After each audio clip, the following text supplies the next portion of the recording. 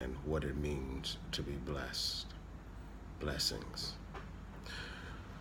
One of the Hebrew words for blessing is ashir, which means happiness.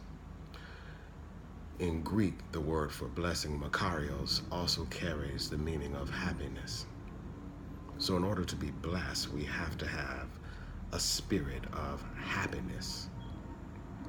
In both the Old and New Testaments, those people who find their purpose and fulfillment in God are described as blessed or happy. Scripture makes it clear that God's original design in creation was that humankind would experience prosperity, security, and fulfillment. That's found Genesis 1 and 28. In essence, God created us to be blessed. He created us to be happy. This intention is clearly seen in the most famous blessing of all time. That is the blessing of Aaron, found in Numbers 6:24 through 26.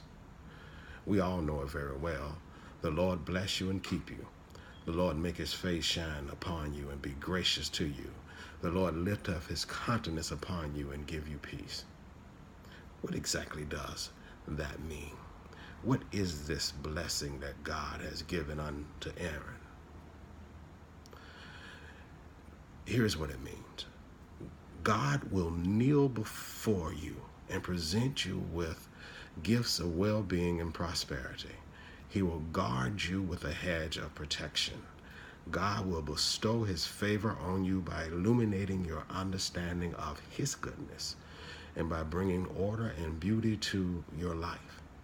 He will smile upon you with pleasure and affection, and he will set into place everything you need to be whole and complete, spiritually, physically, emotionally, and financially. Many believers, just like me, when questioned about our well-being, utter these words: I'm blessed and highly favored. But our attitudes don't show that we're blessed. It's not an attitude of happiness. It's not an attitude of gratitude. Our attitudes show we're quite miserable. We're miserable, I surmise, that many of us can't see our blessings in the midst of our circumstances. I would venture to say it's because we've asked God to bless us, to give us makarios, but we can't see it in our present situation. Just this week, the Lord spoke to my heart that while I'm moping about a blessing not received, something I prayed for, that I haven't noticed that he answered my prayer because of my own unhappiness about how it looked like. What I'm trying to say is that in certain situations, we're still bemoaning our blessing and don't realize that God has already blessed us. Why is that, preacher? Well, it's because the blessing doesn't look like we expected it to. Because it doesn't come wrapped in fine paper and trappings, we can't see it.